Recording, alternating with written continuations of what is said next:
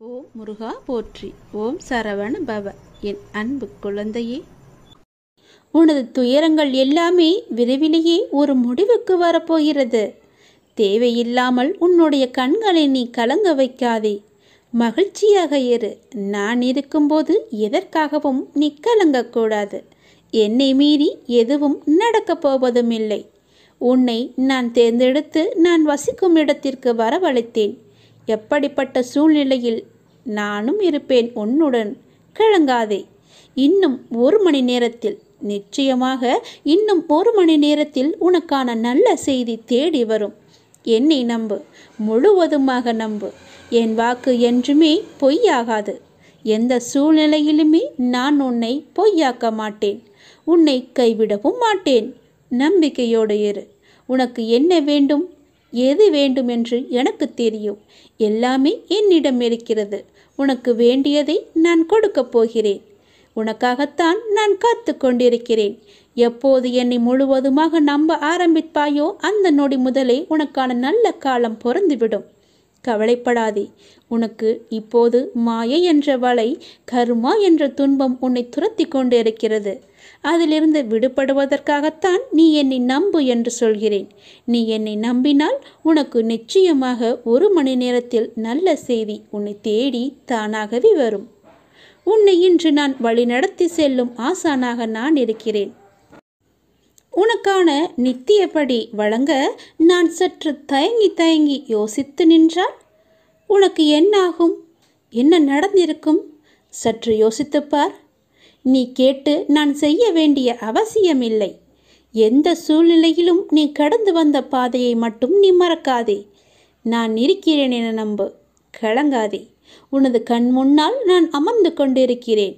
உன்னுடைய செயல்களில் மாற்றத்தைக் கண்டு என்னை முழுமையாக ஏற்றுக்கொண்டு என்னை நீ காண துடிப்பாய்.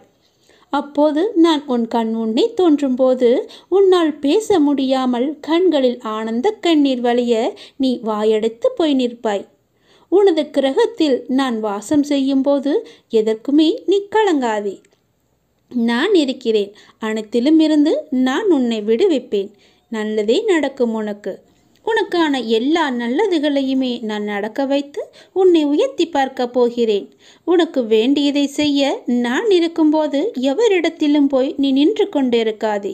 உனது தேவையை பூர்த்தி செய்ய யாசகம் பெற்று உனக்கு தருவதற்கு காத்திருக்கிறேன்.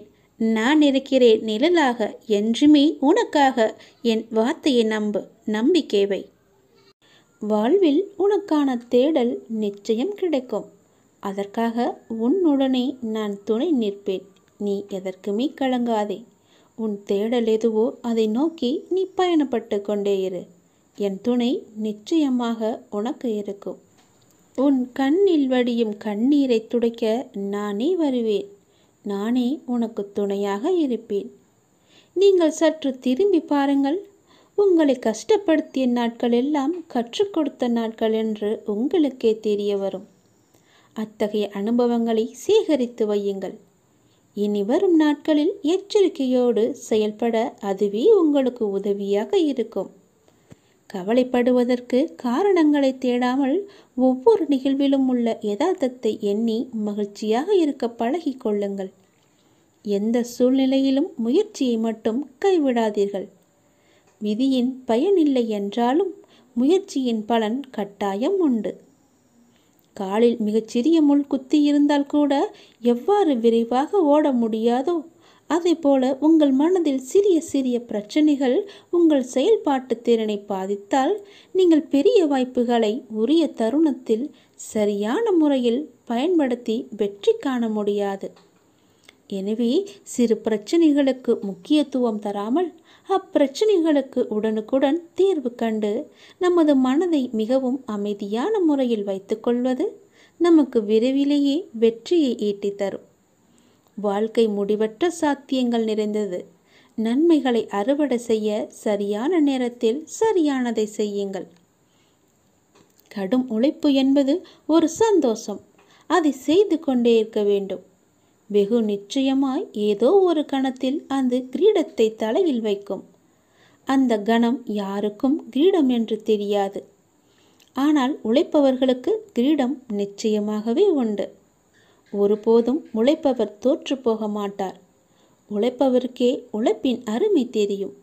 ஆகவே உழைப்பதை ஒரு வைராக்கியமாக கொண்டு உழைத்து வெற்றி பெற்று நீங்கள் வாழுங்கள். இந்த அப்பாவின் துணை உங்களுக்கு எப்போதுமே இருக்கும். என் அனுக்கிரகத்தால் இந்த பிறவியில் என்னை நீ ஆராதித்து கொண்டிருக்கிறாய். அப்படி என்னை வணங்கும் அவகாசம் உனக்கு கிடைத்ததே ஒரு பெரிய யோகம். நீ இப்பிறவிக்கு சாட்சி. நான் உன் பூர்வ ஜென்மங்கள் அனைத்திற்குமே சாட்சியாக இருப்பேன். நீ எதை பற்றியுமே கவலைப்படாமல் உன்னுடைய இலக்கு எதுவோ அதை நோக்கி நீ பயணப்பட்டு கொண்டே இரு. உன் இலக்கில் எந்த ஒரு கெடுதலும் வராமல், எந்த ஒரு தடையும் வராமல் நான் பார்த்து கொள்கிறேன். என் துணை உனக்கு எப்போதுமே உண்டு. இந்த உலகம் என்பது எல்லோருக்குமே சமம்தான். யாரும் இங்கே அனாதைகள் அல்ல. யாரும் இங்கே உற்றார் உணர்வுகள் இல்லாத தனியாக விடப்பட்ட நபர் அல்ல. எல்லோருக்குமே எல்லாமே இருக்கின்றது. யாரும் எதுவும் இல்லாமல் இங்கே இருக்கவில்லை. அவர்களுக்கு துணையாக நான் இருக்கிறேன். இந்த உலகத்தில் உயர்ந்தவர் தாழ்ந்தவர் என்று யாருமே கிடையாது. யாரும் ஏழையும் அல்ல, யாரும் பணக்காரரும் அல்ல. யாரும் உயர்ந்த ஜாதியும் அல்ல, யாரும் தாழ்ந்த ஜாதியும் அல்ல. யாரும் யாரை விடவும் உயர்ந்தவர் என்றோ தாழ்ந்தவர் என்றோ மதிப்பு மிக்கவர் என்றோ அறிவானவர் என்றோ அழகானவர் என்றோ உங்களையும் நீங்கள் மற்றவர்களையும் நினைக்க வேண்டாம். இந்த பூமியில் ஒவ்வொரு மனிதர்களுமே சிறப்புக்குரியவர்தான். அனைவருமே தத்தம் துறைகளில் சிறப்பானவர்களே. வெட்ட வெளியில் உச்சி வெயிலில் வியர்வை சிந்த நிலத்தில் உழைத்து களைப்பவர்கள் ஆணாக இருக்கட்டும் பெண்ணாக இருக்கட்டும், யாவருக்குமே எல்லோருக்குமே உள்ளதை போல் சுயமரியாதை, கோபம், வலி, மகிழ்ச்சி, பசி, உறக்கம், இழிச்சொல்லின் வலி, புறக்கணிப்பின் வலி போன்ற தனிமனித உணர்ச்சிகள் அத்தனையும் அனைவருக்குமே உண்டு. அவர்களும் மனிதர்கள்தான். உண்மையில் உயர்ந்தவர் தாழ்ந்தவர் என்று யாருமே இல்லை. சில வாய்ப்புகள்தான் யார் இந்த பொழுதில் அவசியமானவர் என்பதை நமக்கு புரிய வைக்கிறது. அந்த புரிதலை உணர்ந்து கொள்பவர்கள் மனித நேயத்துடனே நடந்து கொள்வர். மனிதநேயம் கொண்டவர்களாலேயே மக்களை திருப்திப்படுத்தும் சேவையை வழங்க முடியும். அவர்களே மரணித்தாலும் மனிதர்கள் மனங்களில் இடம் பிடித்து எப்போதும் அழியா புகழுடன் இருப்பார்கள். மனிதர்கள் யாராயினும் அவர்கள் அனைவருமே சமம்தான். உயர்ந்தவர் என்றோ தாழ்ந்தவர் என்றோ படித்தவர் என்றோ படிக்காதவர் என்றோ ஏழை என்றோ பணக்காரன் என்றோ கருப்பு என்றோ சிவப்பு என்றோ உயர்ந்த ஜாதி என்றோ தாழ்ந்த ஜாதி என்றோ எந்த இருமே கிடையாது. அப்படிப்பட்ட நிலை நிச்சயமாகவே மாற வேண்டும். சமத்துவம் என்ற நிலை நிலவ வேண்டும் என்றால் மக்கள் மனதில் மாற்றம் ஏற்பட வேண்டும். ஏற்பட்டே ஆக வேண்டும். எனக்கு எல்லோருமே சமம்தான். நான் யாரையும் ஏற்று இரக்கத்தோடு நான் பார்ப்பதே இல்லை. அது நம்மிடமிருந்தே தொடங்குவோம். இனி ஒரு உலகம் புதிதாக அமைப்போம். நிகரான மனிதர்களை மதிப்போம். நாமாக வாழ்வோம். முதலில் மனிதனாக வாழ்வோம். நான் யாரையும் ஏற்றம் இரக்கம் கொண்டு பார்க்காமல் அனைவரையும் சமமாகவே பார்க்கிறேன். எல்லோருமே என்னுடைய குழந்தைகள்தான். நீங்களும் அப்படியே பாருங்கள். எனக்காக கொஞ்சம் நேரம் ஒதுக்கி இதை கேள். உன்னை பற்றி நான் முழுமையாக சொல்கிறேன். உன்னுடைய மனநிலை எப்படி இப்போது இருக்கிறது என்று நான் சொல்கிறேன். முழுமையாக எனக்காக நேரம் ஒதுக்கி கவனமாக கேள். நீ எங்கிருந்தாலும் நான் உன்னுடன் இருப்பேன். உன்னுடன் மட்டும்தான் இருப்பேன். நீ இப்போது எந்த நிலையில் இருக்கிறாய் தெரியுமா? இன்ப நிலை நீங்கி துன்ப சுமையை நீ சுமந்து கொண்டிருக்கிறாயே. அனுபவிக்க இன்னும் என்ன இருக்கிறது என்ற அளவில் துன்பத்தின் எல்லை வரை சென்றுவிட்டு வெறுமையாய் நின்று என் சன்னதியில் எனது முகத்தை உற்று பார்த்து அழுது கொண்டிருக்கிறாய். உன்னை நான் கண்டு கொள்ளவில்லை என்று நினைத்தும் கொண்டிருக்கிறாய். உன்னை கரிசனத்தோடு நான் கவனித்து கொண்டுதான் இருக்கிறேன்.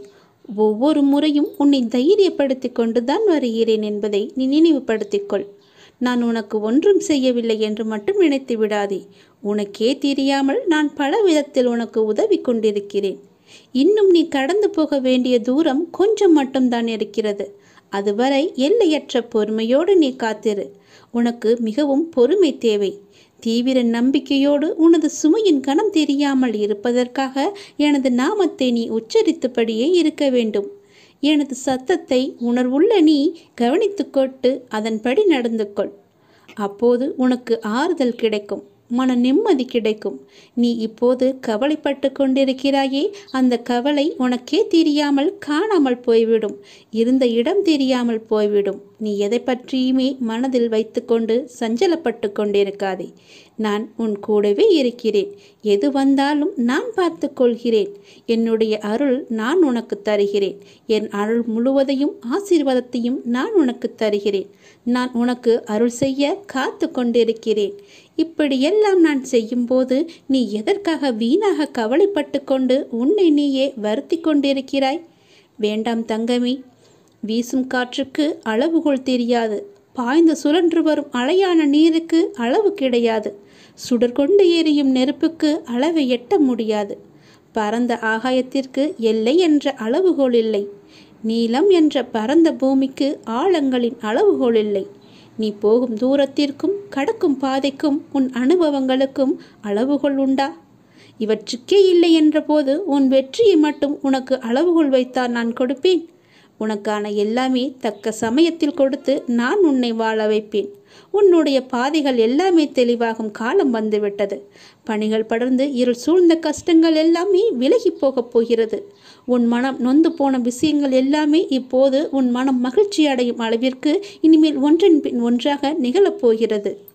நிம்மதி என்ற மலர் உன் வீட்டில் பூக்கப் போகிறது. உன் மனதில் மலரப் போகிறது. இனிமேல் தென்றலாய் வசந்தமாய் நீ எப்போதும் வசந்த காற்றை சுவாசிக்கப் போகிறாய். நீ எதற்காகவுமே பயப்படாதே, கலங்காதே. உன்னில் வெற்றி என்ற தீபத்தை நான் ஏற்றி காமிக்கிறேன். அகிலத்தின் ரூபமாய் நான் எப்போதுமே உனக்கு துணையாக இருப்பேன். இது நிச்சயமாகவே நடக்கும். எதை பற்றியுமே கவலைப்படாதே. இன்றைய இப்போதைய சூழ்நிலையை வைத்து எதிர்காலத்தை நீ தீர்மானித்து விடாதே. எல்லாவற்றையுமே நானே பார்த்து கொள்கிறேன். உன் அப்பா நான் இருக்கும்போது எதற்குமே நீ கவலைப்படாதே. ஓம் முருகா போற்றி. ஓம் சரவண பவ. என் அன்பு குழந்தையே, அப்பாவின் விருப்பப்படியே அனைத்துமே நடக்கிறது. சில நிகழ்வுகள் நமக்கு கெடுதல் என நினைப்போம். ஆனால் கடைசியில் அது நன்மையாகவே முடியும். அப்பா எது செய்தாலுமே அதில் நன்மை இருக்கும் என்று நீங்கள் முதலில் நம்ப வேண்டும். அப்பா நான் கேட்டதையெல்லாம் கொடுக்கவில்லை என்று நீங்கள் யோசிக்கலாம். அதில் ஒரு தீமை இருப்பதால் தான் அதை தட்டி இருக்கிறார் என்று நீங்கள் நினைத்து கொள்ளுங்கள்.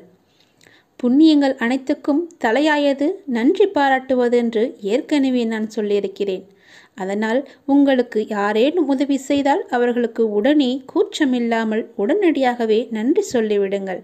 அதனால் நீங்கள் எந்த அளவிலும் குறைந்து போக மாட்டீர்கள். வாழ்க்கையில் உன்னை சுற்றி இருப்பவர்களை பற்றி கொஞ்சம் யோசித்துப்பார். யோசித்து பழகு. அவர்கள் யார்? உனக்கு நல்லவர்களா தீயவானவர்களா என்று யோசித்து அவர்களிடம் நீ பழகு. அதனால் கூட உனக்கு தீமை ஏற்படலாம், கஷ்டங்கள் கூட ஏற்படலாம், பிரச்சனைகள் வரலாம். என்ன அப்பா இப்படி சொல்கிறீர்களே என்று என்மேல் நீ கோபித்து கொள்ளலாம். அல்லது உனக்கு மனம் குழப்பத்தை ஏற்படுத்தலாம். நீ இப்போதைய சூழ்நிலையில் இன்றைய நிலையில் உன்னை சுற்றியுள்ளவர்கள் நல்லவர்கள் இல்லை என்று சொல்கிறேன். என்னை நம்புவாயா இல்லை உன்னை சுற்றியுள்ளவர்களை நம்புவாயா என்று நீயே யோசித்துக்கொள். அவர்கள்தான் முக்கியம் என்றால் என் பேச்சை நீ விட்டுவிடு. இல்லை நான் தான் முக்கியம் என்றால் அவர்களை நீ விட்டுவிட வேண்டாம். கொஞ்சம் தள்ளியே வை. அவ்வளவுதான். தள்ளி இருந்து அவர்களை பார். அவர்கள் என்ன செய்கிறார்கள், என்ன சொல்கிறார்கள், உன்னை பற்றி என்னெல்லாம் பேசுகிறார்கள் என்று கொஞ்சம் தள்ளி இருந்தே பேசி பழகு. பார், உனக்கே புரியும் அவர்களை பற்றி. நான் சொல்வது எல்லாம் உண்மை. என் அப்பன் சொன்னது எல்லாமே உண்மை என்று உனக்கே ஒரு நாள் தெரிய வரும்.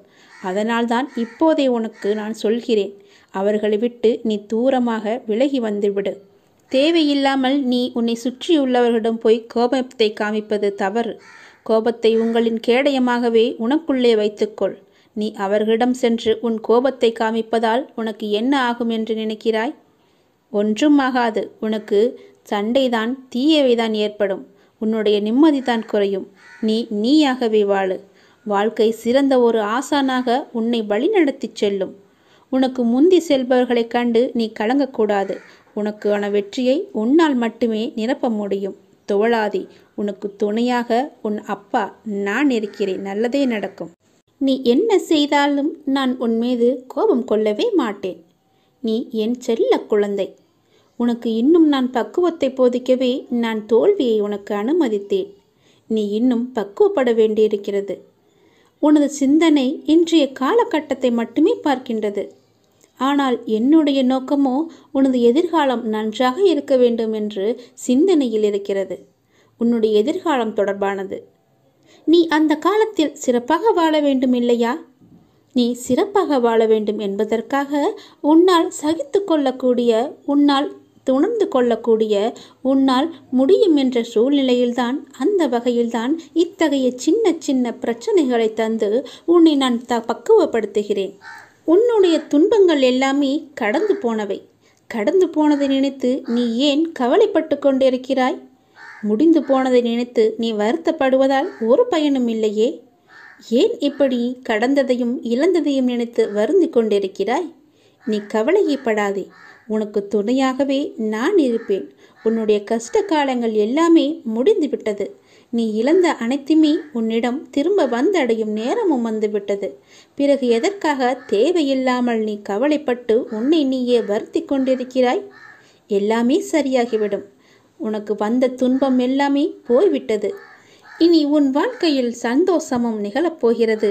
ஆனந்தமும் மகிழ்ச்சியும் துள்ளி குதிக்கப் போகிறது. உன் வீட்டில் ஆனந்தம் துள்ளி விளையாடப் போகிறது.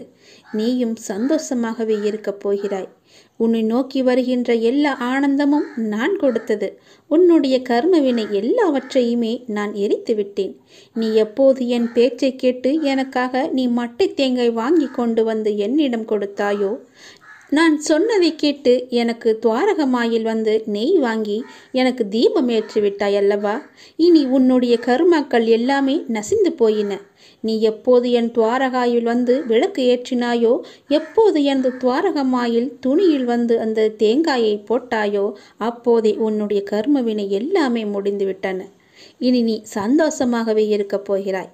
ஜெயமாக இருக்கப் போகிறாய். உன்னை நோக்கி எல்லாமே நல்லதாகவே வந்து கொண்டிருக்கின்றன. நீ உன் வீட்டை தயார்படுத்திக்கொள். நல்லது வந்து கொண்டிருக்கிறது. உன் வீட்டு கதவை அது தட்டப்போகிறது. இனி வரிசையாகவே எல்லாமே நல்லதாகவே நடக்கும். நீ நினைத்தது எல்லாமே படிப்படியாகவே நடக்கும். நீ சந்தோஷமாக இரு. எல்லாமே உனக்கு வரிசையாக வந்து கொண்டே இருக்கின்றன. என் பேச்சை கேட்டு நீ நடந்ததால் நான் உனக்கு அன்பு பரிசாக உனக்கு மகிழ்ச்சியையும் நிம்மதியும் தான் தருகிறேன். இது நாடகம் நிறைந்த நரிகள் வாழும் உலகம். இது நல்லவர் யார் கெட்டவர் யார் என நிதானமாக யோசித்து செயல்பட வேண்டிய காலம் இது. ஏனென்றால் இது கலிகாலமாகிவிட்டது. நான் உன்னோடு இருக்கிறேன். நீ பயப்படாமல் இரு. நீ பலம் கொண்டு திடமான மனதோடு இரு. உன்னை ஒரு பொதுமி அப்பா கைவிட மாட்டேன். புண்ணியங்கள் அனைத்திற்குமே தலையாயது எது தெரியுமா? நன்றி பாராட்டுவதுதான். பாவங்கள் அனைத்திற்குமே தலையாயது நன்றியை மறப்பதுதான். செய்த நன்றியை மறப்பதுதான் பெரிய பாவம். தக்க சமயத்தில் செய்த உதவிக்கு நன்றியை கொன்றவனுக்கு ஒரு பிரயோஜனமும் இல்லை, ஒரு சித்தமும் இல்லை. நம்மை பெற்று வளர்த்த அன்னையும் பிதாவும் முன்னறி தெய்வம், கண்கண்ட தெய்வம். அவர்களுக்கு செய்யும் பணிவிடைகளே நீ செலுத்த வேண்டிய முதன்மையான நன்றி கடன். ஏனெனில் அதன் நன்மை என்பது கடலை விட பெரியது. தள்ளாத காலத்திலாவது நீ அவர்களின் மனம் மகிழும்படி நடந்து கொள். நீ என்னதான் தான தர்மம் செய்து வந்தாலும் அவர்களை நல்லபடியாக வைத்து கொள்ளாவிட்டால் நீ எதிலுமே வெற்றி பெற முடியாது. உன் உண்மை அன்பிற்கு கட்டுண்டவர்களைத் தவிர வேறு எவரின் அசட்டு பேச்சுகளுக்கும் நீ உன் மனதில் இடம் கொடுத்து விடாதே. எந்த சூழ்நிலையிலும் உனக்கு தக்க சமயத்தில் உதவி புரிந்தவர்களை உதாசீனப்படுத்தாதே. உதவி செய்தவர்களுக்கு நன்றி பாராட்டுவதுதான் மிகப்பெரிய புண்ணியம். உனக்கு பின்னால் இருப்பது யார் என்று தெரிந்து கொள். உனக்கு பின்னால் இருப்பது நான் தான். உன்னை நான் கைவிடவே மாட்டேன். எல்லாமே சரியாகிவிடும். எதற்குமே நீ அஞ்சாதே. உன்னோடும் உன் குடும்பத்தோடும் நான் உன் அப்பா இருக்கிறேன். எதற்குமே கலங்காதே. உன்னை நான் அல்லவா எப்போதுமே பார்த்து கொண்டிருக்கிறேன். அதனால் என்றுமே உனக்கு நன்மையை மட்டும்தான் தெரிவேன். நன்மை மட்டும்தான் உன் கண்ணுக்கு புலப்படியும் நான் செய்வேன். உன்னுடைய பாரங்களை எல்லாமே எனது பாதத்தில் நீ சமர்ப்பித்து விட்டாய். நீ எதற்காகவும் இனிமேல் கலங்கக்கூடாது. எப்போது உனது பாரங்களை எனது காலடியில் நீ விட்டாயோ அந்த நொடி முதலே உன்னுடைய கர்ம வினைகளை அகற்றி உனக்கு நல்லது நடக்க நான் ஆயத்தமாகிவிட்டேன். இப்பொழுது என்னுடைய தவக்காலம் முடிந்தது. உனக்கு நல்லதை நடக்க செய்யப் போகிறேன். இப்போது உனக்கு நல்லது நடக்குவதற்காக நான் கண்கொண்டு திறந்து பார்த்திருக்கிறேன் உன்னை. என்னுடைய தவக்காலமே உனக்காக மட்டும்தான். எல்லாமே உனக்கு கைகூடி வரப்போகிறது. நீ துயரத்திலிருந்து நிச்சயமாகவே விடுபட போகிறாய். பல ஆனந்தத்தை நான் உனக்கு அள்ளித்தரப்போகிறேன். காத்திரு. மெல்ல மெல்ல உனது துன்பங்கள் எல்லாமே முடிவுக்கு வரும். உனக்கு கஷ்டத்திலிருந்தும் நோயிலிருந்தும் விடுதலை கிடைக்கும்படி நான் செய்வேன். உன்னுடைய கடன் பிரச்சனை எல்லாமே தீரப்போகிறது. நீ எதிர்பார்த்தபடியே உனக்கு பண வரவு இறக்கப் போகிறது. நீ வேண்டியபடியே நீ கேட்டபடியே அந்த பணத்தை நான் உனக்கு தரப்போகிறேன். நீ இப்போது பணம் இல்லாமல் தவித்து கொண்டிருக்கிறாய். உன் பண பிரச்சனையை தீர்ப்பதற்காகத்தான் நான் ஒருவரை அனுப்பியிருக்கிறேன். அவர் மூலம்தான் உனக்கு பணம் கிடைக்கப் போகிறது. யாரென்று அடையாளம் அறிந்து கொள், தெரிந்து கொள். வருவது நானாக கூட இருக்கலாம். இன்றைய காலகட்டத்தில் இந்த நிலையில் இன்றைய சூழலில் உனக்கு பணம் பெரிய ஒரு கஷ்டமாகவே இருக்கிறது. அந்த பண பிரச்சனை எல்லாமே தீரும் வகையில் நான் உனக்கு ஒரு வழியை ஏற்படுத்தியிருக்கிறேன். அந்த வழி சிறப்பானதாக இருக்கும். அதிலிருந்தே உன்னுடைய பண கஷ்டங்கள் எல்லாமே தீர்ந்துவிடும். அதிலிருந்து தான் உனக்கு நிரந்தர வருமானமும் கிடைக்கும். நீ கவலைப்படாதே. உன் பண பிரச்சனையை தீர்ப்பது என்னுடைய பொறுப்பு. நான் இன்றுதான் ஒருவரிடம் பணம் கொடுத்து அனுப்பியிருக்கிறேன். விரைவில் அவர் உன்னை தேடி வருவார். யாரென்று அறிந்து கொண்டு அந்த பணத்தை நீ வாங்கிக்கொள். நீயாக சென்றாலும் சரி, இல்லை அவராகவே வந்தாலும் சரி, கொடுப்பது நான் தான். உன் பண பிரச்சனை அதிலிருந்து தான் தீரப்போகிறது. நீ எப்போது அந்த பணத்தை வாங்குகிறாயோ அன்று முதலே என்னுடைய ஆசீர்வாதம் மூலம் உனக்கு பணம் கிடைத்து கொண்டே இருக்கும். உன்னுடைய கருமாக்கள் எல்லாமே நீங்க பெற்று உன்னுடைய கடன் பிரச்சனைகள் எல்லாமே தீர்ந்து பணமழையில் நீ நனையப் போகிறாய். உன்னுடைய கடன் பிரச்சனை, தீராத கஷ்டம் எல்லாமே நிவர்த்தியாய்விடும். கடன் நிற்கிறதே என்று கவலைப்படாதே. இனி உன் வாயிலிருந்து பணம் இல்லை என்ற சொல்லும் வரக்கூடாது. ஏனென்றால் பண பிரச்சனையை தீர்க்கத்தான் நான் ஒருவரை அனுப்பியிருக்கிறேன். நானும் வருவேன். எதிர்பார்த்து காத்திரு. நீ என்னை நோக்கி வர வேண்டும் என்றால் நீ நான் சொல்வதை போல செய்துவிடு. உனக்கு எல்லாமே நல்லதாகவே நடக்கும். உன்னுடைய தொழில், நீ இப்போது பார்த்து கொண்டிருக்கும் வேலை உனக்கு சிறப்பானதாக மாறி பல மடங்கு உத்தியோகத்தில் பதவி உயர்வு பெற்று கூடுதல் வருமானமும் கிடைக்கும்படி செய்கிறேன். செய்து கொண்டேன், செய்தும் விட்டேன். அது விரைவிலேயே உன் கையில் கிடைக்கும். நான் சொன்னது போலவே அந்த தை மாதத்திற்குள்ளே உனக்கு கிடைத்துவிடும். தை 1ஆம் தேதிக்குள் அதற்கான நல்ல செய்தியும் உன் காதுகளில் விழும். உன் பண பிரச்சனை முற்றிலுமாக நீங்கிவிடும். எனக்கு பண கஷ்டம் இருக்கிறது என்ற வார்த்தையை இனி உன் வாயில் இருந்து வராது. உனக்கு நல்லதாகவே நடக்கும். நல்லது மட்டுமே நடக்கும் உன் அப்பாவின் துணையோடு.